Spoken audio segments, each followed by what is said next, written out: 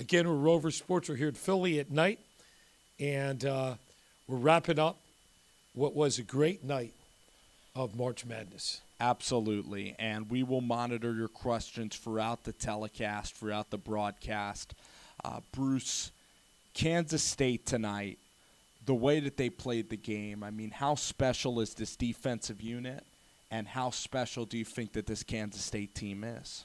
Well, when I saw him play Creighton, I thought Creighton was just not a good team, so I didn't really think much of them. But looking at the game tonight, it was, you know what, why don't you turn that, I think it's just a little too bright, just turn that off there. Yeah. Oh, well, just try to get things right here with our Wirecast. But looking at the game tonight, also Florida State beat Gonzaga, and that was a surprise. Florida State was, according to Mark Few, the biggest team that he had played. I liked it better with the light. You liked it better? Okay, whatever. That's fine. Go ahead. Yeah, okay. Probably more contrast, so I understand that. Sorry about that. I just got distracted. But as I started to say, Mark Few has been coaching for 19 years. He stated that this Florida State team was the biggest team he had faced, and he predicted that it would be a tough game, and he was right. His team just didn't have the juice. Florida State played fast and loose, pretty wild, but just a really athletic team and really fun to watch. Yeah. So the two late games in the nightcap were really exciting. You want your comments? Really terrific basketball games, Bruce. What I was going to say is that Florida State, though, this is not. I'm not going to say this is a well-coached team because Leonard Hamilton, he's been there such a long time, and he's never really gotten a ton of success in terms of Final Fours. He's always had big athletic kids. I mean, they almost like Gonzaga back into the game because, you know, the Florida State Seminoles, they have no idea how to settle things down, how to call set plays. It's all isolation basketball. And it works when you have athletes in Gonzaga. They don't have Nigel Williams-Goss anymore. They don't have that guy, that bearded guy, Prisbilla or whatever his name is. They don't have Sabonis. They don't have their usual big guys outside of Williams from Memphis, kid who grew up in Memphis. They have this lefty that's a good player. But Gonzaga had a lot of opportunities to come back in the game, and it brings me to my next point. It's unbelievable that the Michigan Wolverines could play terrible against Montana, cannot throw a shot in against Kelvin Sampson, and Texas A&M. I mean, if you were the contrast, Texas A&M played an unbelievable game against North Carolina. I mean, DJ Hogue was incredible. Gilder, the guy Tyler Davis, and then Jonathan Williams, looks like a beast. And tonight, I mean, it's Billy Kennedy again. Some coaches just can't sustain play. They were awful tonight. It reminds me of the time when Texas A&M just a couple years ago, they beat Northern Iowa coming back in really miraculous fashion, and then they played Buddy Hield in Oklahoma and got the doors blown off. So Billy Kennedy has so much talent, but yet he can't make an Elite Eight to save his dang life. And tonight was just a terrible performance. They couldn't stop the bleeding from Michigan. They kept pushing pace when Michigan was red hot. They did nothing to slow down the game. I just thought it was a travesty of basketball by Texas A&M. But I also think Michigan, with a new lease on life, they were amazing, and it just shows you the power of one shot by Poole and one moment, because if Michigan didn't hit that shot, no one would think of them in this light. It's just amazing how the transitive property of this tournament. Well, you could also look at Loyola Chicago. They hit a last-minute buzzer beater, or they wouldn't have been in there. And that's the nature of this tournament. It's very tenuous. And looking at it tonight, it's amazing. We were looking at some of the best brackets in the land, and certainly there was a guy from Purdue who picked all Midwestern teams. He picked Loyola of Chicago. It was incredible what he picked. He picked Villanova. Mm-hmm. Obviously, he didn't pick the Buffalo team nor the University of Maryland, Baltimore County team, but those teams lost anyway. But he picked Kansas State and Florida State. He picked Florida State, Michigan, and he picked Kansas State Loyola. I mean, Kansas State Loyola, Kansas State over. So he had to pick so many upsets to get to where he is. Kansas State over and Virginia. Remember, and this is of millions of brackets across the United States. Yes. This guy had the best bracket. So it's kind of cool with the technology. You can actually see the best bracket. No doubt. And this tournament, it really, every year we say it's wide open, but now with Gonzaga going down, I mean, they weren't a dominant ball club. You look at Kentucky, it wasn't a good Kentucky team at all. I mean, throughout the season, they were losing a lot of games. I thought that Cal was going to put this all together. All he had to do was beat Kansas State, a team that looked awful against UMBC, and a team with just a lot of little guards. And those guys shot really well. We talked about Carney or whatever the lefty's name. Sneed was great. And just these characters come up, and just the way that this tournament is going, it's amazing that Florida State is in the Elite Eight. I'm stunned by that. Kansas State, stunning. And then we haven't even brought up the Loyola Ramblers. Loyola Chicago now has an opportunity now against Kansas State. What did you think of Loyola tonight? I thought Loyola was great. They do these great back cuts, and they pass really well. They're a small team, and near the end of the game, it looked like, the game looked like it was slipping away, but they just held on, and you could look at some of the guys. So many back cuts. In every game, they kind of get up by like 10 points, but they don't play a lot of good isolation basketball. But tonight, yeah, we could talk about some of the guys that were awesome They had a couple threes. They didn't have a lot. At one point, I think to start the second half, I think they had 13 straight baskets.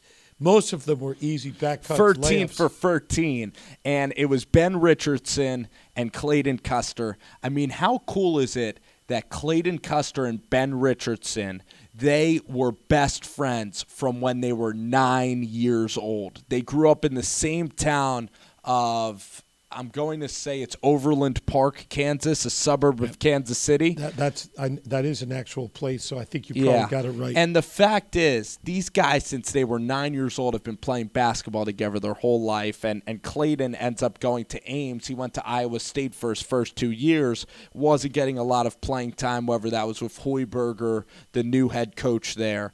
And then Ben Richardson, they decided to link up and become roommates again. It's an incredible story. I mean, Loyola needed the shot against Miami. They needed the front end shot by Clayton Custer against Tennessee. And now Sister Jean, they laughed at how they broke Sister Jean's bracket. I can't get enough of Sister Jean. I think that the image of Sister Jean will remain in tournament lore forever.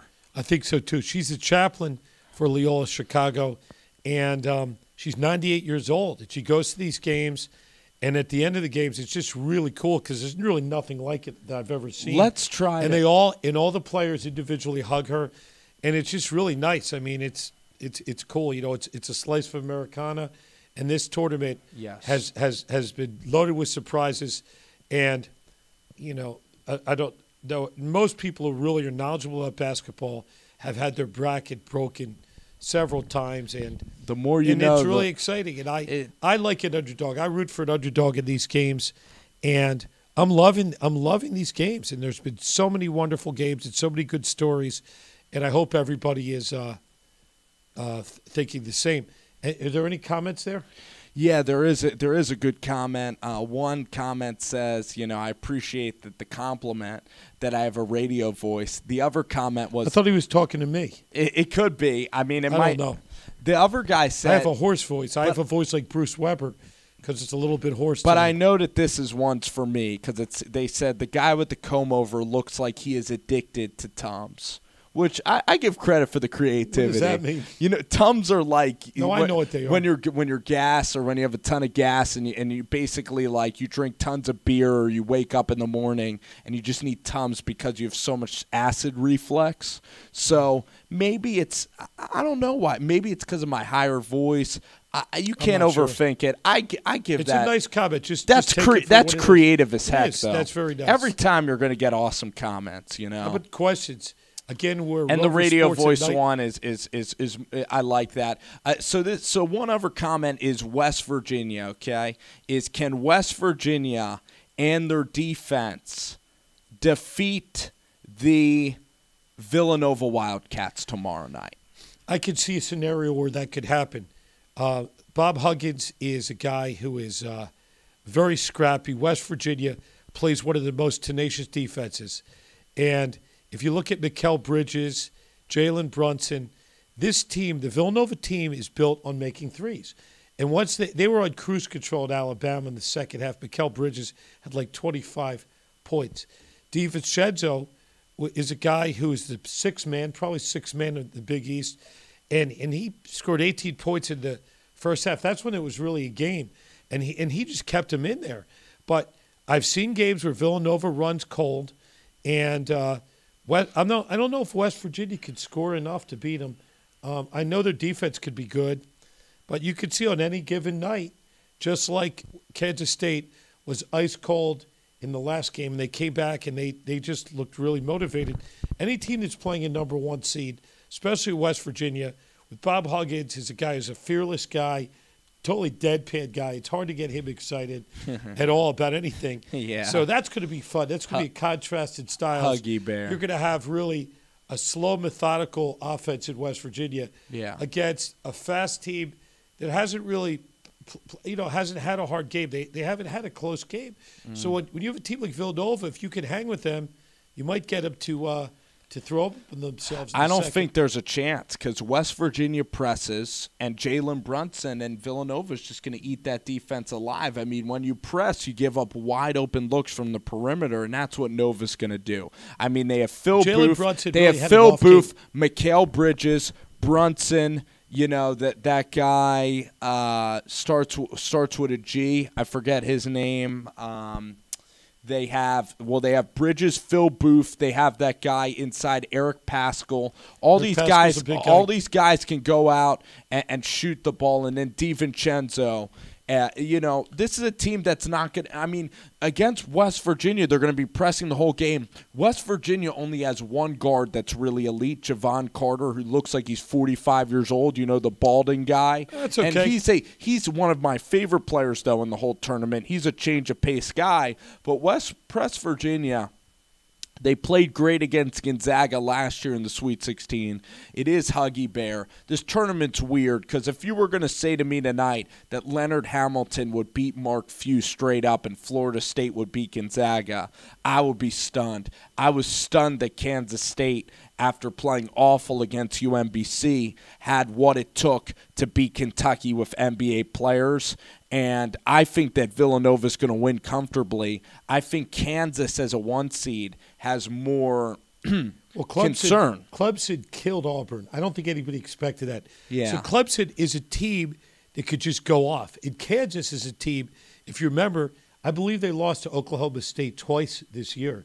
And Oklahoma State is nothing special. So if Kansas runs cold, they can run cold, and they do often run cold. Absolutely. Clemson is a very athletic team. This is not. They're playing with house money. That's going to be a good game, This is not a team that has, the Morris twins, Cole Aldridge. When you look at Thomas Robinson. They don't have Joel Embiid? No. The beast of the East, They don't have Andrew Wiggins. They don't have Sharon Collins, Kirk Heinrich, Nick Collison. Who's the who's the memorable guy on Kansas? Who's the memorable? It's Devonte Graham, who's going to be a decent NBA. He's going to be a second-round pick, Devonte Graham in the NBA draft. You have Malik Newman, who was a transfer, who was a great high school player, who's now heating up and playing better. You have this guy, I forget his name. He Whitehead or something. He's a guy he's a big, tall, white dude.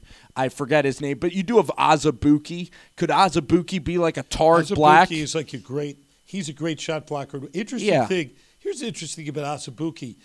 Lightfoot's the guy I was thinking. Let me tell you about Azubuike. Tell me about just a little bit of a snippet about him. They say he's such a good natural shot blocker that they don't teach him anything. Like they said, if we try to teach him and coach him at all, he'll be less of a shot blocker. So they just let him do what comes natural. It doesn't usually happen in D1 basketball. Absolutely. And I thought that was an interesting You watch that Seton Self. Hall game. I mean, Kansas is outscoring teams. Like that Seton Hall game, they let up Carrington and Delgado and Rodriguez. That was 90 to 83.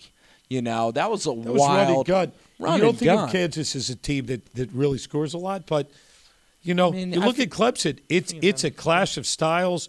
It's different regions. That's what's nice about this tournament is that you just don't know how the teams are going to match up. You know what's against one weird another. about this tournament is that Everything. Everything's weird. Florida State.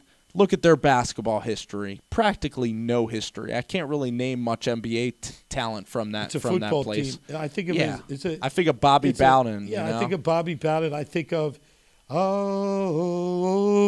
think of who do you think of? James. I guess you think Jameis Winston recently. What running backs from Florida State or Jalen Ramsey? Dalvin Cook. Exactly.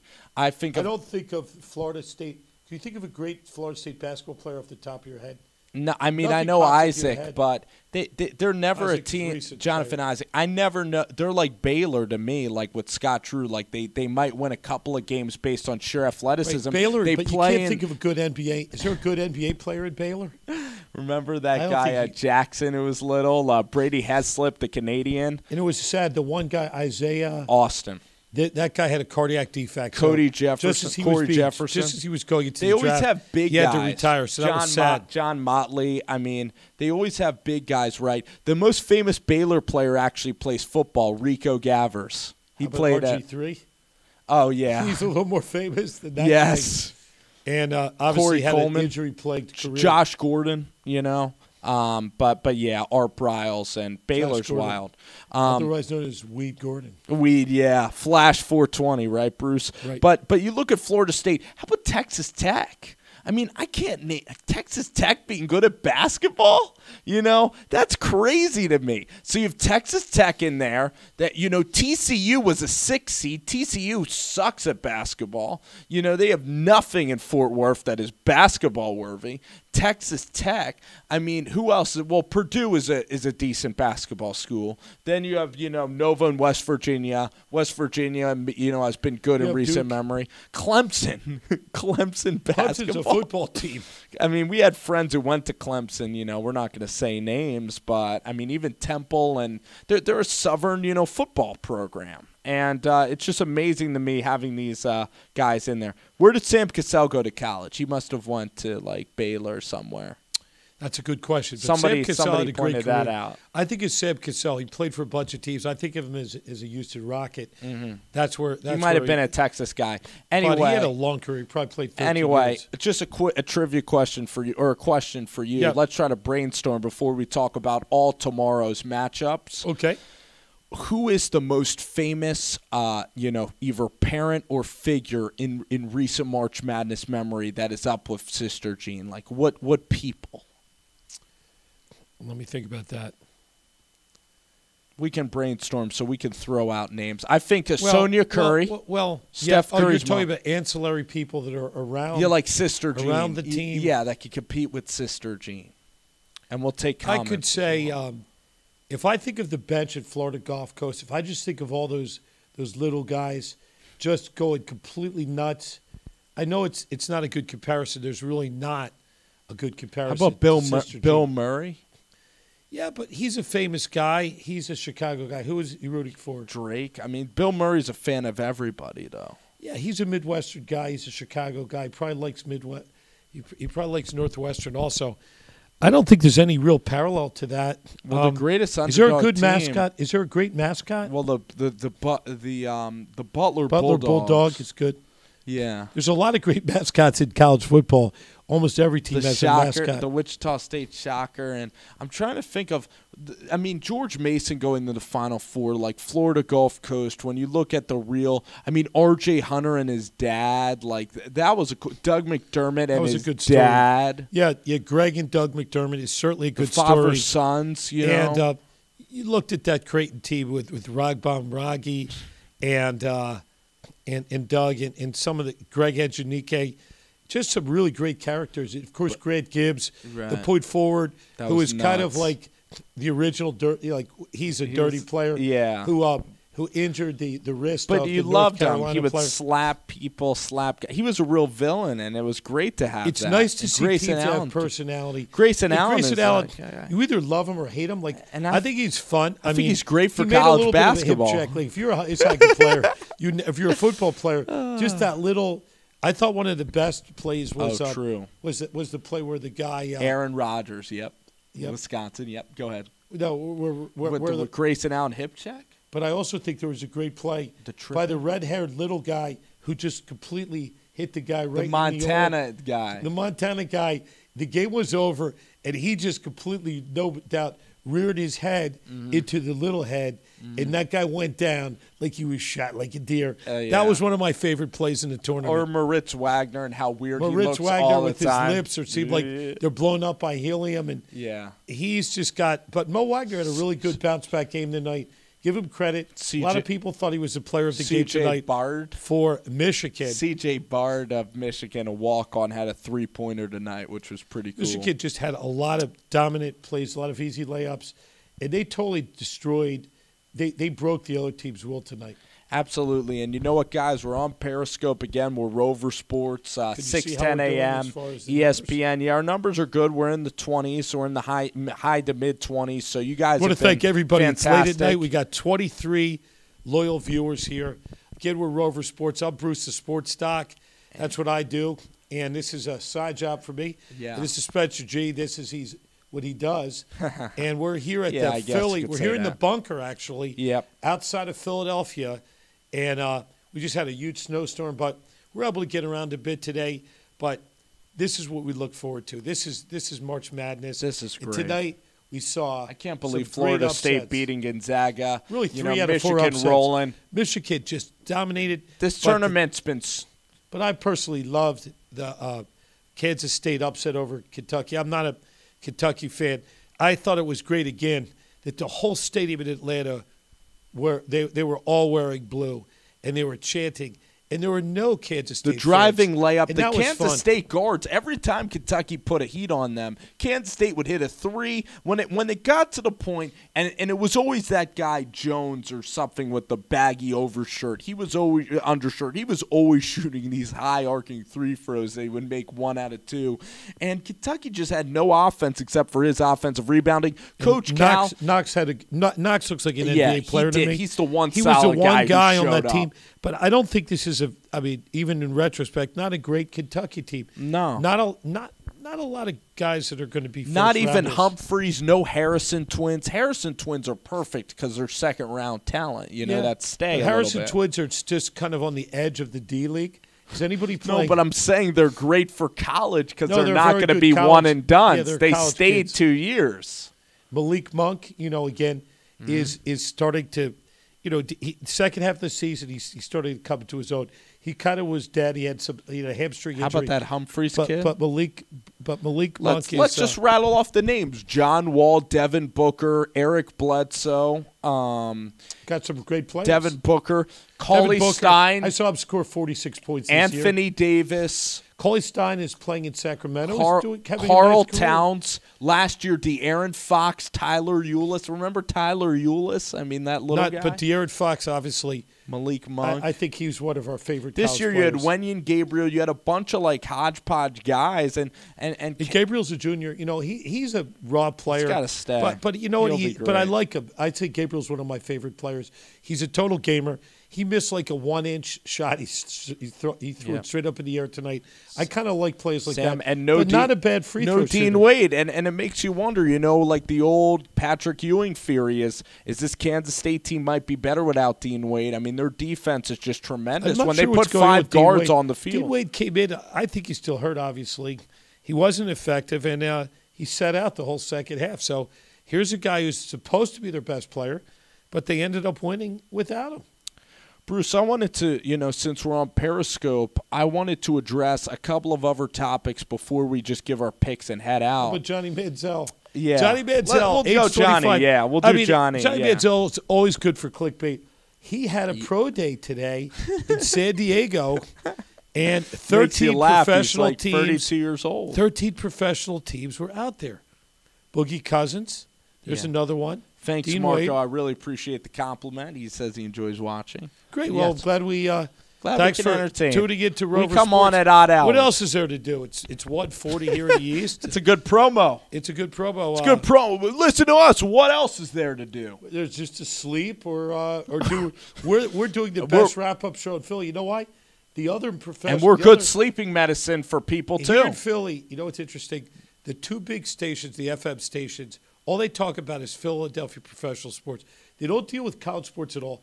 And we're on the major AM station called 610 AM ESPN. So, in other words, I like the fact that we've got people who are college basketball fans. Me too. And you know what? If you listen to the two big stations, all you're going to hear about is, will Chris Long sign a contract? Is Nick Foles going to start for 4 games? And the Sixers obviously have the easiest schedule. They just rolled over Orlando. They rolled over Memphis. So they're rolling in. They might get a third seed. But you know what? I don't know. You know what talking about the Eagles is like?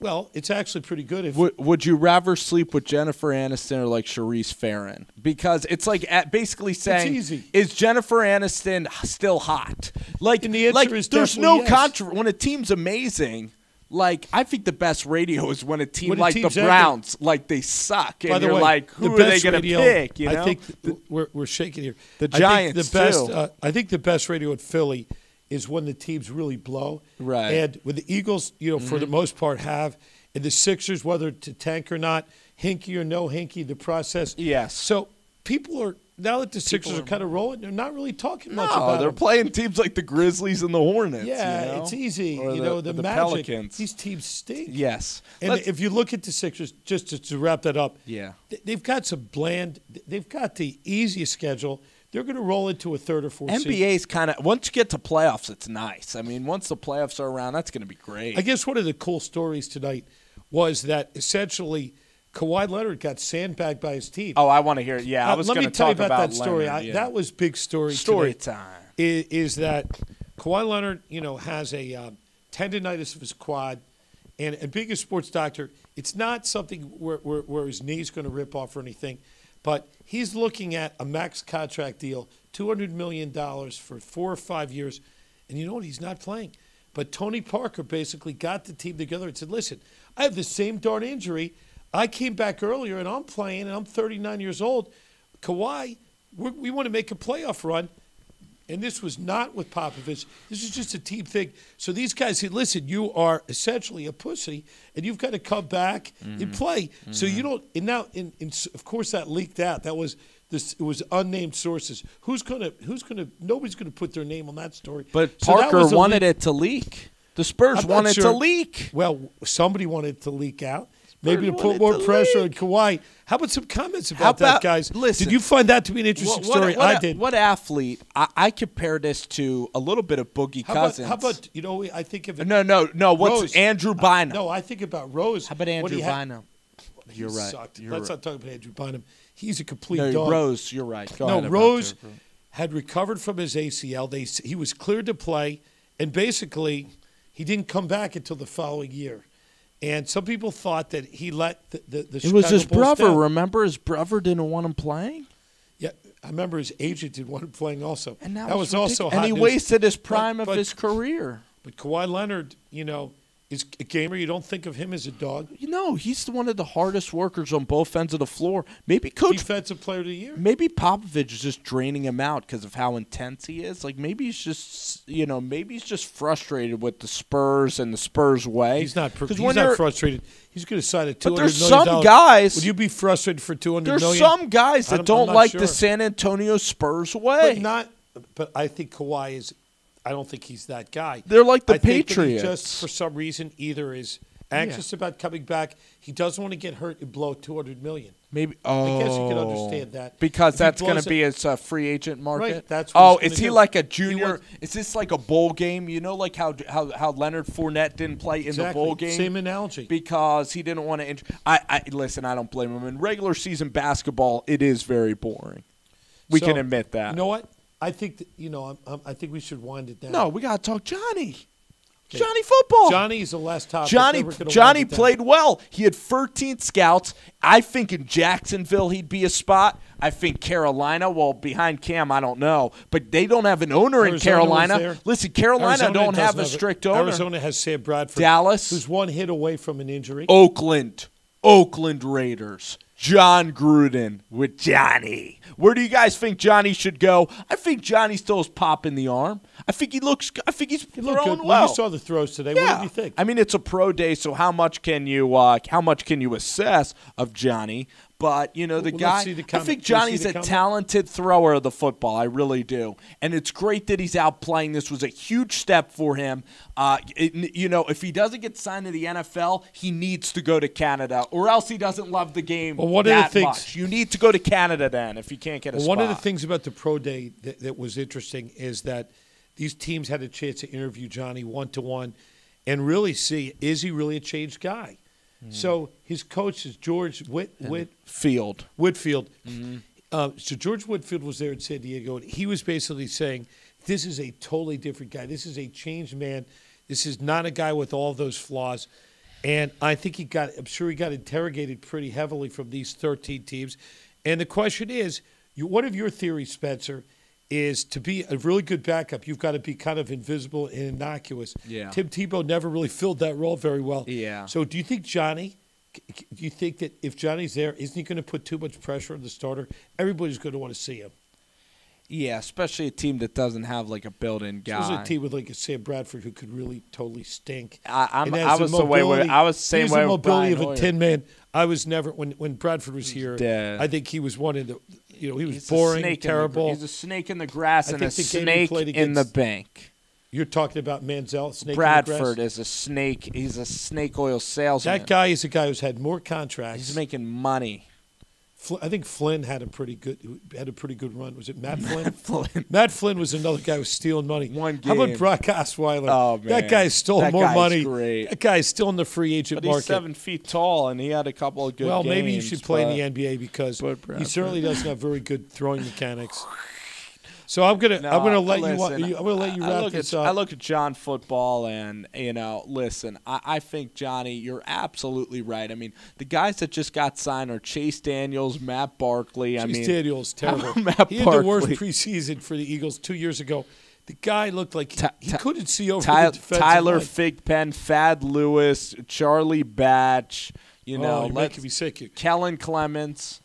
How about we list, what's his name, Billy Volek? I mean, you just got to be complete. Billy Volek. You can't talk about Billy Volek at 2 a.m. You remember that. People are at diners. They're taking this in. Up. People are like eating like waffles and pancakes, and you can't talk Billy Volek right now. It's just not. I'm sure a lot of people are talking. Anyway, let's go real quick. My picks for tomorrow are pretty simple. Just throw out the games. And don't bias me. Let me give the picks because you are the guy. You are the guy who's always betting, and I'm. I'm like Charles Barkley. Clemson. If you want to really win, bet against the team that I pick. Clemson and Kansas. Okay, I'm picking Kansas. I'm picking the boring chalk pick there. Me too. I think Clemson just completely shot their load against Auburn. Yeah. They completely ran out of bullets. Big load. They ran out of bullets, and they weren't even with. They fired it at Bruce But you know who they didn't have? They were not with Miss Daniels. Oh, Stormy. They weren't with Stormy. I was like, they might have been. I was like, if you know the Clemson star that's out, I was like, you don't know Clemson player. I'm talking Stormy Daniels. I'm just trying to keep people away. Storm. In the eye of the storm. The eye of the storm. And, of course, can't wait. Don't miss that 60 minutes. What could she say that would be remotely interesting? AC in the storm. She said that she was an extrovert. Her love pillows were certainly taking some presidential mandate. Were they hyphenated? Absolutely. Hyphenated. Big time. So let's go through the game. So I'm picking Kansas. You're picking that game. I'll take KU as well. Just Bill Self. I kind of trust him a little bit. I trust old Self. And then we got, Villanova, West Virginia. I'm taking Villanova. Do we know the spread of that game? I'm taking Press Virginia. It's like 5.5, so I'm taking sometimes the press will tell you something. Taking some Nove. Okay, I'm taking Villanova. Taking the Nove. That's an easy one. The Nove. Philadelphia, I'm a Big Five guy. The Nove. I'll take the Nove in that game. All right. Next. And then And then I think this is going to be an interesting one. Fine, I'll go first. I will Duke and Syracuse. The way I presented that. I'd like to see, in other words, here's fun. I don't know about games you guys. these games are I'm a guy who always rooted against Syracuse, except when Jim Boeheim is really, really old, and he's near the. And so I didn't even know that he was still coaching until I saw the game. So I would say I'm rooting. I didn't think he was still. Who else would be coaching there, man? It's his job till but death. I know how many times has Boeheim been brought up in scandals, and how the heck does he still have a job? What, like Bob Fine and the assistant so many, coach so many. But that cat has 9 lives. And all he does is play zone and get guys. So I'm rooting that for can't Syracuse play. in that game. No over offense Duke. at all, man. I don't usually root for Duke, and this is no exception. Yeah, I'm just going to say the last pick. The one interesting game. I think Texas Tech Purdue will be a good game. I got the Red Raiders. So I got Texas Tech and I got Duke. I got all the heavy dogs. And I'm picking Purdue just because if you want to win money, don't pick these games. But how about the I like Purdue. boys? I like the Boilermakers. Okay. All right. I'll take so that. That's it. So anyway, we'll be doing another Periscope tomorrow. The biggest tomorrow. upset, I think KU's on upset alert. That could happen. I don't see Duke happening at all. I don't see Villanova that would happening. Shock me. I mean, I could paint a scenario, but I don't think it's happening. Duke, I don't think Syracuse beating Duke. Like that's not happening. They're an 11-point underdog. Some people think Syracuse should not even be in the tournament. Yeah, but the way that it is, so yeah, man. Thank you guys so much. Y'all were awesome. Stink. Y'all were awesome today. Y'all are great. We'll take compliments any day. You guys were great. You guys are fantastic. You guys are great, and I appreciate it. Where are y'all at? I appreciate Where y'all at Philly? Yeah. You know what I always say, guys? I'm going to leave you with this. Philadelphia. Hungry dogs run faster. Of course. That's our sign-off line? That's our sign-off line. All righty. Thanks. I appreciate y'all hanging out. Have a good night now. Thanks a lot. Have a great night. Okay.